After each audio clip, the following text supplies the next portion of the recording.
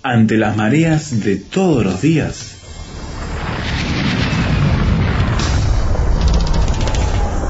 llegamos a tierra firme.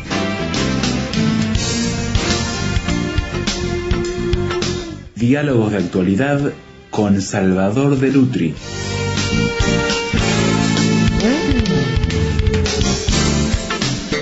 La Navidad ya está aquí, en medio de la vorágine que estamos viviendo, expectantes por la Nochebuena, por Navidad, por todas las tradiciones que se van a celebrar. Siempre hay elementos familiares particulares también que se realizan. En fin, todos ya sabemos de qué estamos hablando. Bueno, un entorno del siglo XXI que era diferente, Salvador, del entorno de la primera Navidad. Bueno, cuando yo miro los pesebres me parece que sí, que es una cosa totalmente diferente, ¿no? Porque cuando el hombre de la gran ciudad va caminando por las grandes avenidas, o el hombre de los pueblos, y ve un pesebre y se detiene, allí se encuentra con un cuadro idílico, maravilloso, ¿no? Y dice, esto es la paz, realmente es la paz. Lo que sucede es que nos pasa como cuando leemos el diario. Exactamente como cuando leemos el diario. Por ejemplo, yo tomo un diario y dice, el sujeto asesinó a su mujer. Le dio 25 puñaladas y después se entregó a la policía. Y ahí termina la noticia. Ahora, el asunto es, ¿por qué la asesinó? ¿Qué proceso hubo antes? ¿No es cierto? ¿Cómo llegó a ese final trágico, la historia? El problema del periodismo es que siempre nos muestra el final. Entiendo. Y a veces cuando nosotros leemos el Evangelio y cuando recordamos la Navidad, nos acordamos únicamente de eso que es el nudo final de la cuestión, y no nos olvidamos que todo tiene un entorno, que todo tiene un proceso.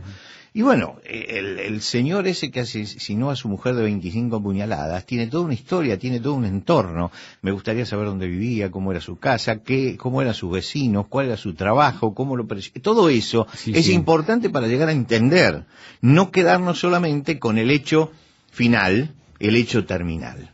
Digo que cuando nosotros miramos el pesebre, lo miramos a veces con una mirada tan terminal, claro, que miramos el pesebre y es un lugar grato, es un lugar agradable, es un lugar encantador, es un lugar apacible, y nos olvidamos de la compleja historia que rodeaba en ese momento el pesebre.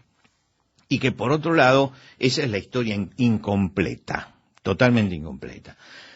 Acerca del nacimiento de Jesús tenemos dos relatos evangélicos, dos relatos en los evangelios, uno en Mateo y otro en Lucas. Los dos dejan una pista notable para que entendamos el pesebre. Mateo dice, Jesús nació en Belén de Judea en días del rey Herodes. Ahí ya tengo una pista, ¿no? Es decir, nosotros decimos, Jesús nació en Belén de Judea, nos quedamos allí, pero acá dice en tiempos del rey Herodes. Ubica el tiempo político. Lucas comienza diciendo, se promulgó un edicto de parte de Augusto César que todo el mundo fuera empadronado. Ahí lo tenemos ya, Augusto César. Dos líderes políticos importantes. Este primer censo se hizo siendo Cirenio, o Quirino en otras versiones, gobernador de Siria. Un tercero. Entonces uno dice, bueno, ¿por qué menciona a esta gente? ¿Es solamente referencia histórica? No, porque era gente que marcaba una época. Claro. Entonces hay que detenerse un poco para pensar, ¿quiénes eran estos tres señores que están ahí? Así empiezan los relatos de Navidad que tenemos. Claro, tenemos que empezar a pensar por ahí, no empecemos por el niño de Belén, empecemos por ver qué era lo que pasaba fuera del pesebre. Augusto César, empecemos por él, que es el más importante, era un emperador romano. Por supuesto que no se llamaba Augusto César. Su verdadero nombre era Octavio. Octavio. Augusto era un título que se le daba que significaba digno de veneración, sagrado. Claro. Se había aplicado hasta ese momento el título Augusto a las cosas sagradas, a las divinidades creadoras. Lo que quiere decir que acá tenemos un hombre que usurpaba el lugar de los dioses, porque usaba el término Augusto. Augusto César se había declarado Dios e inventó una leyenda acerca de su nacimiento, Mirá vos. que la gente la creía a pie juntillas, nadie ponía en duda lo que había sucedido. Él decía que su madre había asistido a una ceremonia a medianoche en homenaje al dios Apolo, nada menos que Apolo, ¿no? Se había quedado dormida y había sido fecundada por una serpiente, que era el símbolo de Apolo. Ujú. Lo que quiere decir que él era hijo del dios Apolo. Yo no sé qué diría el padre de él, ¿no? Claro. Pero él contaba esa historia. Entonces, él era el hijo de los dioses, Ujú. era Augusto. Y esto hizo que establecieran un culto al emperador. La estatua estaba colocada en el panteón de los dioses. Impresionante. Se cantaban himnos a César Augusto como Dios. El día del nacimiento de él era día santo y día festivo. Y en cada ciudad romana, yo he visto lo que queda en muchos lados, una estatua monumental del emperador, colosal del Ujú, emperador. ujú. Por ejemplo, el 23 de septiembre había nacido Augusto y daba comienzo el año, porque él había nacido en ese momento. El día de su nacimiento era el día que se celebraba como comienzo de un nuevo año, lo que significaba también una nueva era. Ujú. ¿Mm? En Asia lo saludaban como el Salvador, Mirá vos. como el portador de las buenas nuevas, como Dios y como Hijo de Dios. Este era el entorno. Yo digo, Tremendo. esto es como para tenerlo en cuenta, ¿no? Había sacerdotes dedicados a él, que eran los augustales. Ujú. Es decir, había todo un sacerdocio alrededor de la persona. Y acuñó monedas con su efigie y con la inscripción Hijo de Dios. Hijo de Dios. Roma, en el campo de Marte, en el Ujú. campo de la guerra, hay todavía un altar en honor que dice Altar de la Paz Augusta. ¿Mm? Porque era aclamado como el dador de la paz. Ahora, esta era la época en que nace Jesús. Quiere decir que yo no creo que cuando Lucas colocó la palabra César Augusto, estaba siempre poniendo una referencia cronológica. No, estaba ubicando una época, estaba diciendo en esa época.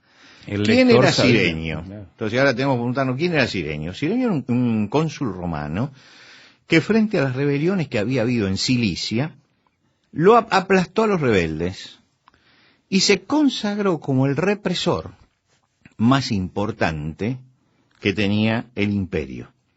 Realizaba censos para aumentar los impuestos.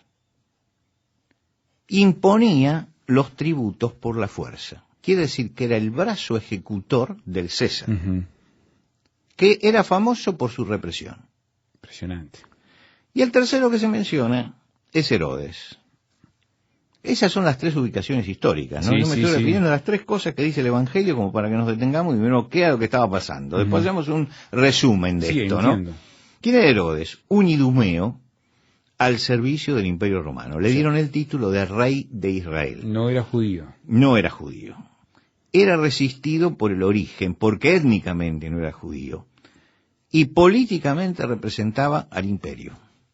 Era un hombre que tenía dos características. Era inestable, emocionalmente inestable y paranoico. Se Ya. sentía siempre perseguido. Temeroso de ser desplazado. Cuando asumió, se dio cuenta que los sacerdotes asmoneos eran muy importantes en poder. Y entonces los asesinó uno a uno, hasta no dejar ninguno. Se casó con Marián, que fue la mujer que él amó profundamente. Ujú. Pero empezó allí una seguidilla, su paranoia le hacía ver rivales en todas partes, entonces a su cuñado Aristóbulo lo hizo ahogar en una pileta mientras que aprendía a nadar, mandó que lo ahogaran. Impresionante. A su suegra Alejandra la mató también. A su esposa Marián, como consecuencia de todo esto, perdió la razón, ¿no? Porque había matado. A los dos hijos que tuvo con Marián, a Aristóbulo y Alejandro, porque eran sus herederos, los mandó matar. A sus propios hijos. Sí. Y a su hijo Antípater, creyendo que quería destronarlo, hizo lo mismo. Ujú. Lo que quiere decir que hizo ejecutar a su cuñado, hizo ejecutar a su suegra, hizo ejecutar a su esposa, hizo ejecutar a los hijos que tuvo con Mariane, hizo ejecutar a Antípater, un hijo que no había tenido con Mariane. Esto explica la historia de los magos de Oriente. Claro. ¿Por qué? Porque cuando dice que cuando los magos preguntaron dónde está el rey de los judíos que ha nacido, dice, se turbó y toda Jerusalén con él. ¿Por qué? Porque Jerusalén sabía que era un paranoico. Claro. Que si escucha eso, va a ser un desastre, como realmente lo hizo después. Lo que quiere decir que la matanza de los inocentes es un hecho perfectamente coherente con lo que era la vida de Herodes. Él, todo lo que era su enemigo, lo eliminaba. Lo que quiere decir que, ¿cuál es el entorno de Belén? Jesús nace cuando está gobernando un falso Dios que se llama César Augusto, cuando está gobernando un represor que se llama Cirenio, y cuando está gobernando un asesino que se llama Herodes. Ese es el entorno. Ese es el entorno. Lo que quiere decir que cuando uno ve el pesebre, tiene que ver también las sombras que hay alrededor. Las sombras que hay alrededor del pesebre es esto. Estos eran los que marcaban la época en que nació Jesús. Hacemos una pausa en la charla en este programa de Navidad especial, mirando el entorno en que nació quien es el centro, o debería ser el centro de la celebración que está acercándose, la Navidad. Ya volvemos en Tierra Firme.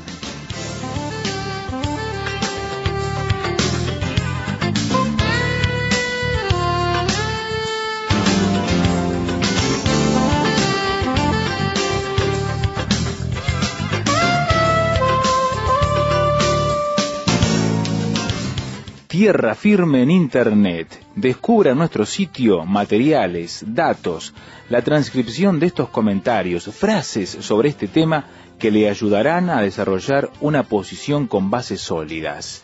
Visítenos en www.tierrafirmertm.org www.tierrafirmertm.org. Tierra Firme es una producción de Radio Transmundial.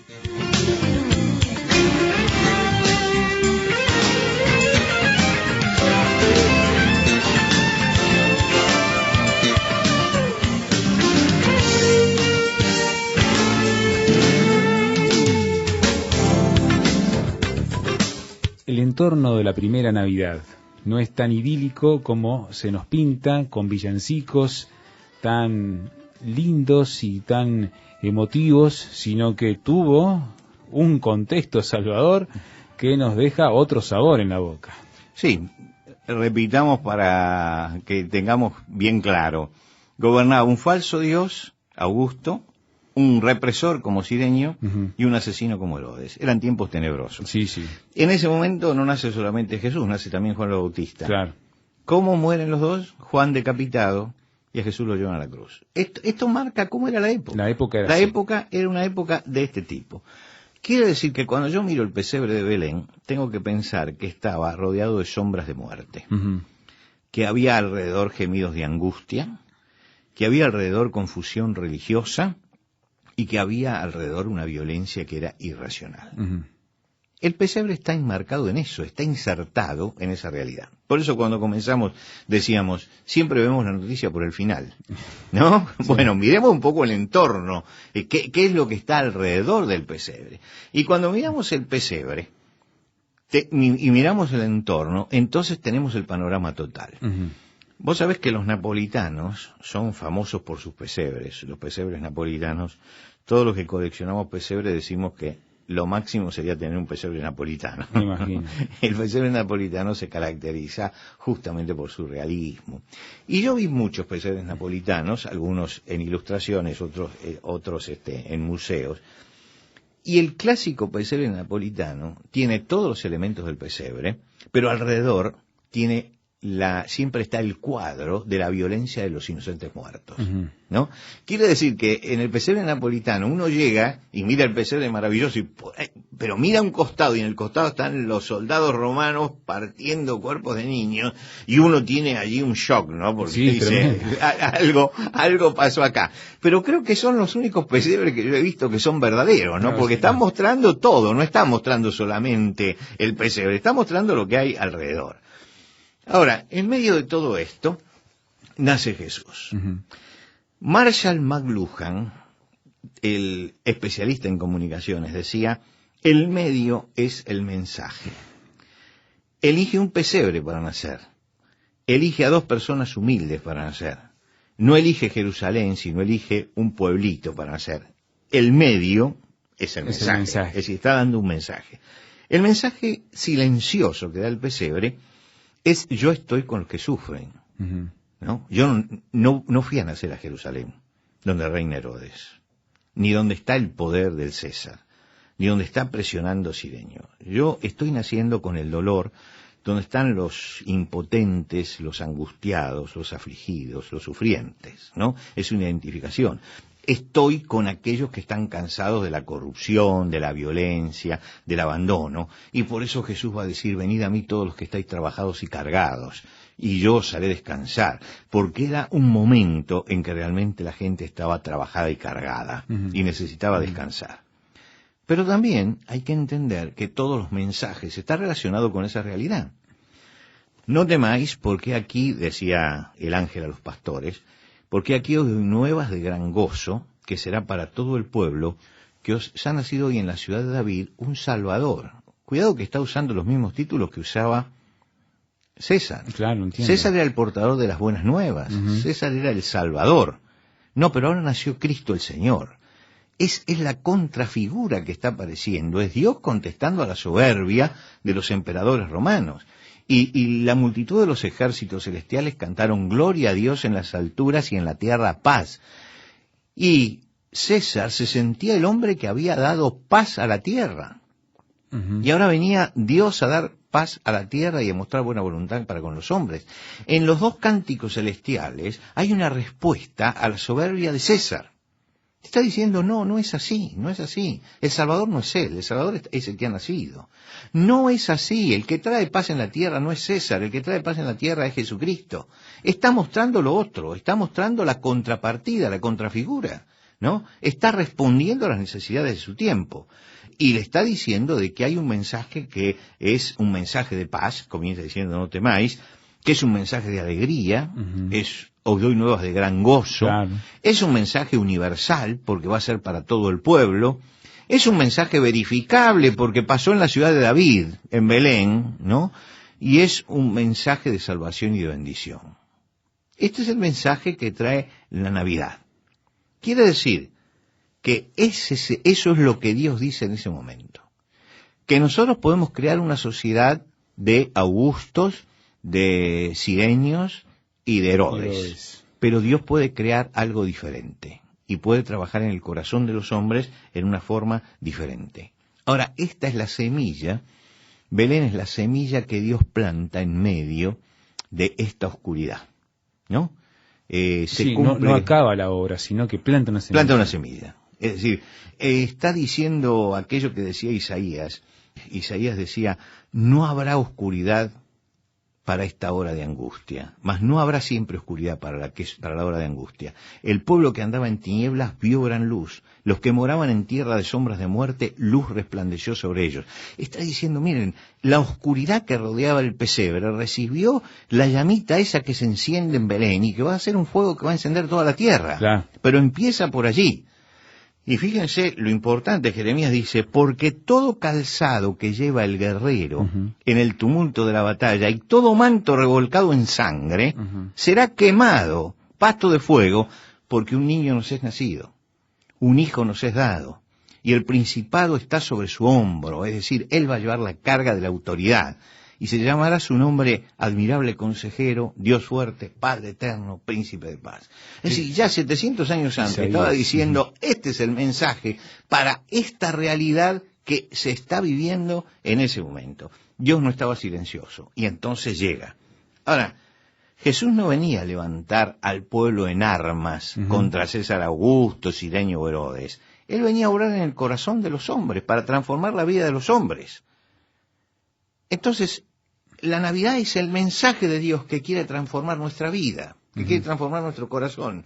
Y por eso dije, es una semilla que tiene que germinar dentro de mi corazón. Entonces, cuando yo miro el pesebre de Belén, digo, no, ahí hay un mensaje para mí y para mi corazón, no para que yo lo mire desde afuera, sino para que yo lo internalice, lo meta dentro.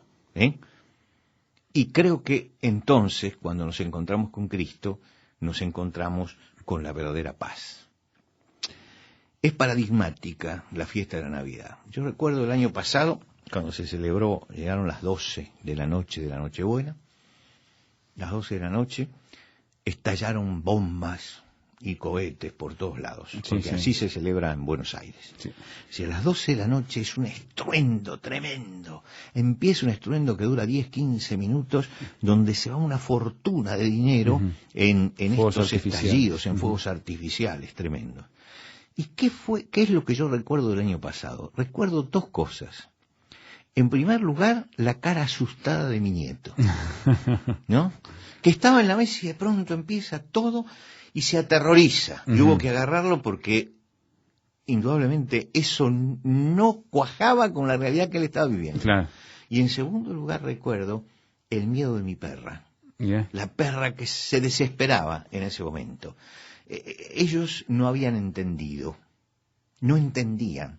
Y yo creo que fue muy importante ver ese terror y fue muy importante ver a la perra desesperada, porque en la mesa habíamos estado celebrando al príncipe de paz y lo estábamos celebrando con el sonido de la guerra. Claro, interesantísimo. Y los inocentes y los irracionales son los que se dan cuenta. Se dan cuenta que hay una contradicción, porque la carita de mi nieto asustado y mi perra desesperada es la inocencia y la irracionalidad que me está mirando a mí, me está diciendo, ¿qué es eso? Claro. Y yo soy el racional.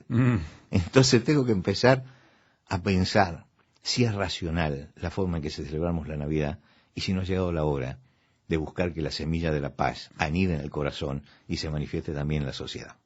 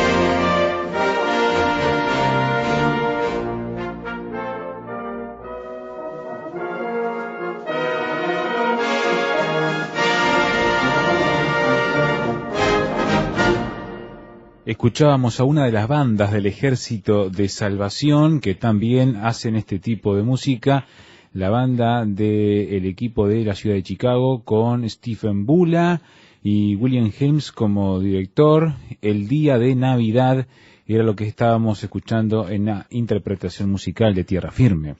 Ahora queremos invitarle a usted a participar y contarnos cuál es su entorno de la Navidad, cómo lo vive y cómo se prepara y cómo impacta todo esto que hemos presentado hoy para entender correctamente el mensaje de la Navidad.